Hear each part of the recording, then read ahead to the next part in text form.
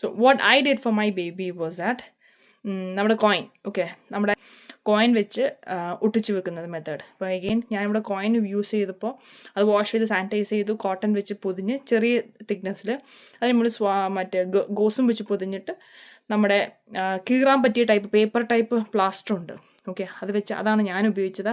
അതേ ഉപയോഗിക്കാവുള്ളൂ, because babies skin is very thin.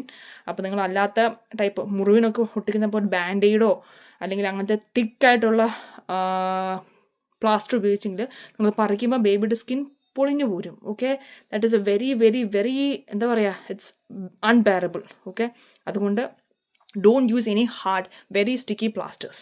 Sello tape ഒന്നും ഉപയോഗിക്കുക, don't use any of those. Okay, പിന്നെ ഈ കോയിൻ നിങ്ങൾ പൊതിഞ്ഞ് വലിയൊരു കല്ലെടുത്ത് കൊച്ചിൻ്റെ വയറിൽ വെക്കുന്ന പോലെ ഒരു വലിയൊരു സാധനം ആക്കരുത്.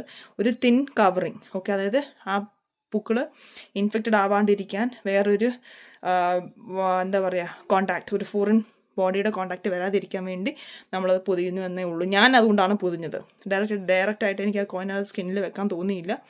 അത് വെക്കണ്ട, okay, that is not good. അപ്പം പകരം നിങ്ങളത് പൊതിഞ്ഞിട്ട് വെക്കുക. എഗെയിൻ അത് ഞാൻ എൻ്റെ കുട്ടിയുടെ അത് കംപ്ലീറ്റ്ലി ഹീലായത് ഐ ഗെസ് ഒരു സെക്കൻഡ് മന്ത് തൊട്ട്, 2-ാം മാസം തൊട്ടാണ് എൻ്റെ കുട്ടിക്ക് ഞാനത് വെച്ചത്. ഫസ്റ്റ് മന്ത് കംപ്ലീറ്റ് ആയി കഴിഞ്ഞിട്ടാണ് ഞാൻ ഈ മെത്തേഡ് പ്ലാസ്റ്റർ ഒട്ടിച്ച് വെച്ചത്. 1.5 മാസം എടുത്തെന്ന് തോന്നുന്നു എൻ്റെ ബേബിയുടെ കംപ്ലീറ്റ് ആയിട്ട് അത് താന്നിരിക്കാൻ. ഇറ്റ് ഡിപ്പെൻസ്, ഓരോ കുട്ടികൾക്ക് വ്യത്യാസം വരാം. ചിലപ്പോൾ അത് 3 മാസം ഉപയോഗിക്കാം, 2 മാസം ഉപയോഗിക്കാം. Anyhow it's A good method. Okay, again ഇത് റെഗുലറായിട്ട് ഒരു 3 ദിവസം കൂടുമ്പോൾ നിങ്ങൾ വീണ്ടും പ്ലാസ്റ്റർ മാറ്റി വീണ്ടും അടുത്ത ടൈപ്പ് പ്ലാസ്റ്റർ ഒട്ടിക്കണം. ഇവിടെ നമ്മുടെ നാട്ടിൽ എനിക്കറിയില്ല, ഇവിടെ നമ്മുടെ വാൾമാർട്ടിൽ പോലെയും എനിക്ക് വാൾമാർട്ടിലും അല്ലാത്ത ആമസോണിലൊക്കെ ഇങ്ങനെ ഉംബിലിക്കൽ ഹെർണിയയ്ക്ക് ബെൽറ്റ് പോലത്തെ ഒരു സാധനം അവൈലബിൾ ആണ്, കടകളിൽ മേടിക്കാൻ കിട്ടും.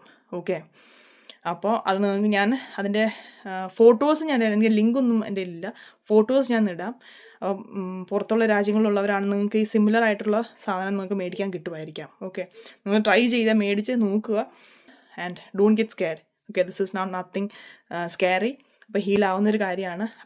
Again, don't use very sticky plasters, it hurts babies. Okay, so umbilical hernia വെള്ളം കൊണ്ട് പോകുന്ന കാര്യമല്ല, it is just a part of intestine which comes through the small incomplete closure of stomach. Okay, that's all. Bye bye.